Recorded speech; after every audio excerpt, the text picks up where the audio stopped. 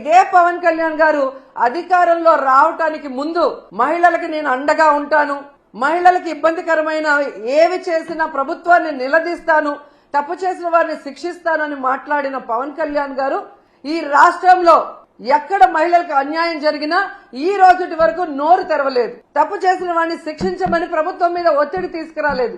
అది అనంతపురైనా, పిఠాపురమైనా, తిరుపతి అయినా, అమరావతి అయినా ఎక్కడ ఏ మహిళకి అన్యాయం జరిగినా ఆయన పట్టించుకోకపోవడం రాష్ట్రంలో ఉన్న మహిళలందరూ కూడా గమనించాలని ఈ సందర్భంగా తెలియజేసుకుంటున్నారు. జగన్మోహన్ రెడ్డి గారి లాగా లాస్ట్ 5 ఏళ్లు, అంతకుముందు రాజశేఖర రెడ్డి గారి లాగా మంచితనంతో రాబోయే కాలంలో ఉండబోయేది లేదు. 10 ఏళ్లలో మీరు ఎంత మాట్లాడినా మిమ్మల్ని పట్టించుకోలేదు. కానీ ఈ రోజు పట్టించుకుంటాము అని కూడా మీకు హెచ్చరిస్తున్నాం.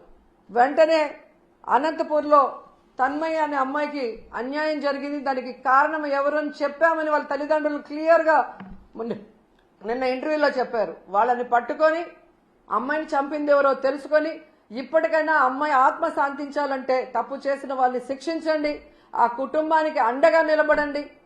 అలాగే పరిటాల సునీత గారి నియోజకవర్గంలో ఒక అమ్మాయిని ఇన్ని నెలలుగా రేప్ చేస్తుంటే మరి ఆమె ఏం చేస్తుందో నాకు అర్థం కావట్లేదు. ఒక మహిళగా, ఎమ్మెల్యేగా ఉండి తెలుగుదేశం పార్టీ వాళ్ళని క్లియర్ కట్ గా పేర్లతో కూడా ఇచ్చారు. వాళ్ళని అరెస్ట్ చేసి వాళ్ళని కఠినంగా శిక్షించాలి.